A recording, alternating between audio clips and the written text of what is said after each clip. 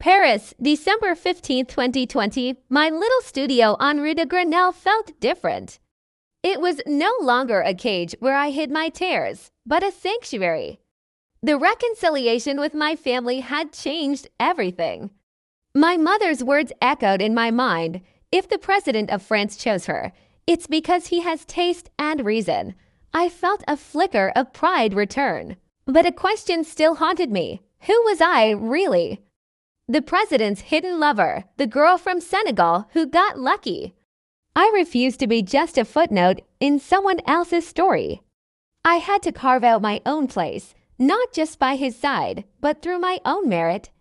The answer came one morning, as I was watching a news report about African migrant women struggling in Paris. I saw their loneliness, their fight with language barriers, paperwork, and the cold indifference of the city. I saw them, and in their eyes, I saw myself. Without a second thought, I grabbed my laptop and started typing. The title came to me instantly, Projet Sistari, Circle of Solidarity for the Integration of African Women. Sistari, like sister in my native Wolof, this was it. This was my path. Over the next few days, the vision took shape. French workshops, administrative help, a network of mentors, a safe place to meet, to share, to cook together, and remember we weren't alone. I kept it secret at first. It was my project.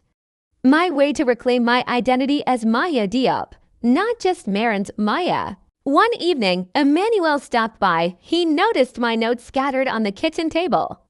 "What's this?" he asked. His curiosity piqued.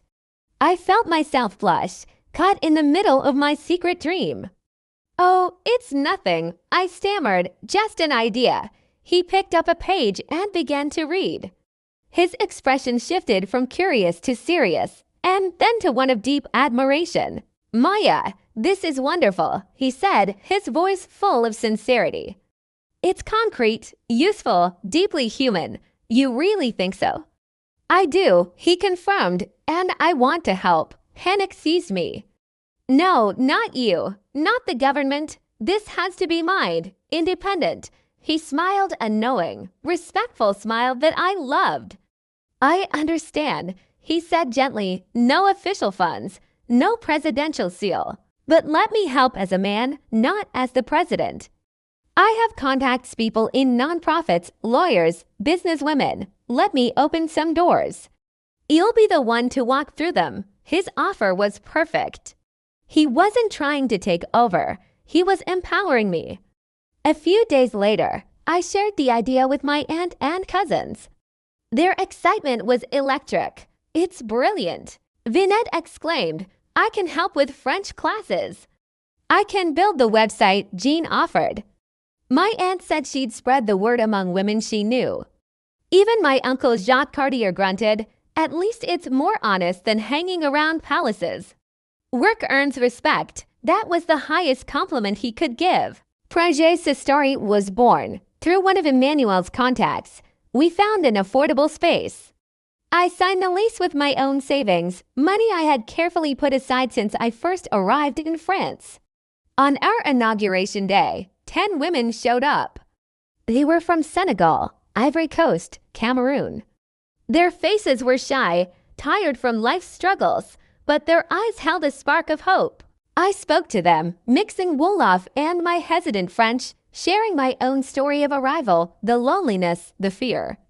I saw myself in their eyes, and they saw themselves in mine. I wasn't the president's girlfriend in that room. I was just Maya, a sister. Leaving that first meeting, my heart felt so light. I checked my phone and saw a text. "So, how did the first meeting go for the president, EM?" I smiled as I typed my reply, watching the sunset paint the Paris sky. "The president is doing well, and she has finally found her place." Thank you. My place wasn't.